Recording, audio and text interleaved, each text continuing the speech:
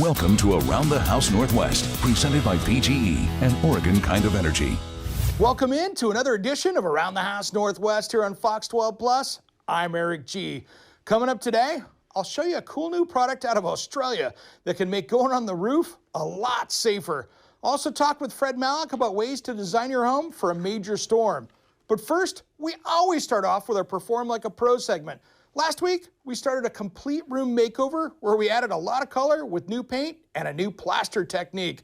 Today, we're covering the lighting. Let's do this. Now it's time for Perform Like a Pro. All right, guys, in today's project, we're gonna tackle lighting in this room because like any old bedroom, like in the 70s, they put in one light fixture, which is never enough, especially if you paint the room dark. So we're gonna add some LED lighting to this, and it's a pretty easy project. I've already turned the power off, so we're gonna go up and remove that light box that's in there, and so that way we can start adding these new LED lights. This is an easy project, but it's gonna transform the space. Let's take this light box out. All right, guys, so our new box is gonna be this right here. This is gonna control the light that's gonna go in here, but I have this old light fixture box up here that we're gonna remove. It looks like they actually put it in with screws, which means I can take it out. Sometimes it's nailed to the stud, so it could be different in your situation. All right, let's see if we can get this out of here. Ah, this is winning, I like this. All right, that was easy. It's a nice thing with building code back then. They didn't have to have clamps, so it comes out of there. So that's gonna give me the room to be able to fit this box right up in here to do that. So now I'm gonna try to get that metal bracket out of there. Our next thing we're gonna do here is I'm gonna actually mark out where these lights are gonna go. So that way we can actually get it the proper light in the right spots. And so when you're planning lighting, you gotta think about it, especially with ceiling like this. That ceiling light is like a cone, so every foot that it goes down, it gets wider. So when you plan this out, think about these lights as cone. If I want to wash this out in front of the closet, that's not a bad spot for it, but it is drywall. You can always patch it up, but here's the trick. Since this is our main electrical connection right here, we gotta make sure that we have this accessible. You can't bury it in. That would be a code violation.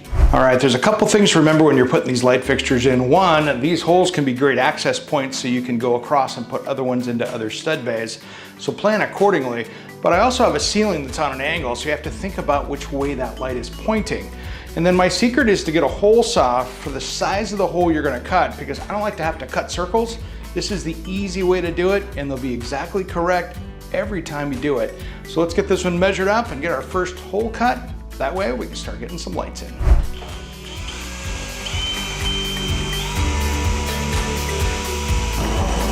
All right, guys, let's talk about these lights for just a second. So this is what is the light output. So this is the LED piece right here. It's really thin. It's gonna go in that hole really nice, but this is where the electrical connections are.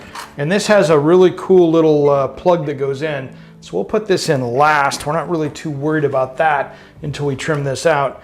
But our wires all go into this little box right here. And so the key to this little box is that we have our wire connections here, and then there are these punch outs here on the side where we can knock it out for the wires to go into. So then I'm gonna use these cool little clamps right here to make sure that we hold the wires in correctly. And it also keeps it from tearing up the wires on this, which could cause a short. So never just put the wires through these openings. Use one of these clamps, that way it holds the Romex in there and it won't move around. So let me get that put in. That has that little nut on the back. And we will go ahead and just bolt this to the box. All right, I already got these wires cut back, so I'm just gonna strip down this Romex right here. And use my Romex strippers here to get that back, because I wanna be able to just put these wires really nicely into this box and keep it as clean as we can.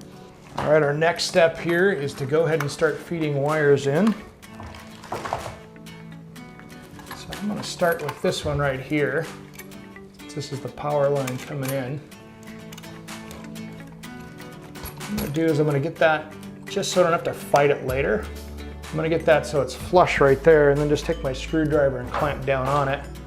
So that way I don't have to worry about that pulling out of that. So, all right, one thing not to forget when you're doing this is there's a special switch on the side that dictates the color temperature coming out of the light. So if you want something that's going to be closer to an incandescent light bulb, stay to 2700 or 3000. If you want a really bright, whiter light, kind of like what you'd see in an office, go to 5000. That's on the other side. But just make sure they're all set the same so they look right. All right, I've got these spring clips. Just hold this up in there. It's easier to get one side started and then get the other one up in there. All right, now I got 5 more to knock out. Can't wait to see what this looks like when it's done. All right guys, our last step in the process here is to hang up our chandelier. And here's a tip about this. Do not use one of these little remodel boxes. We've got these little tabs and they will pull through the sheetrock. So what you wanna do is go with one of these heavy duty fan ceiling light kits, because these actually hold it up against the studs, and that way it's not gonna fall out of the ceiling. So let me show you how to put that in. All right, our first step here is we're gonna slide this up here, and this goes in between these joists. So I'm gonna actually get up a little tighter here, push that insulation up, and it basically just jams up in between the 2 ceiling joists up here. All right, so now I got that tight, it's jammed in there, it's not going anywhere, and so we have our electrical box that I've prepped, got my ground wire, and then the holder that holds the wire in, keep us up to code, and our bolts. And so this just goes over the top of that pole that's up there, snaps on that, and I'm gonna screw that onto that and feed this wire right through here. All right guys, now this is the fun part. This is where we're gonna make this look awesome. But one little secret, when you're looking for the right light for this, make sure if you've got an angled ceiling that will accept an angled ceiling, because this here has an angle bracket on it where it can move and adjust for that ceiling angle. If this was just a straight rod down there, you'd have a chandelier hanging off at an angle. That's not gonna work. So make sure you get the right light for the application. Now let's put it up here, get it wired up. Now one thing, if this gets to be pretty heavy, this can be a 2-person job. So you might need help when you tackle this at home. All right, I got this in. Make sure I got those nice and tight, because that's what's supporting the fixture. Now let's go turn the power on and see how it looks. I'm excited to see what this looks like in this room. All right guys, we got her knocked out. I'm super happy with how it turned out, and it completely transformed the space. This is a great project I know you can tackle, and it's perfect for a rainy weekend.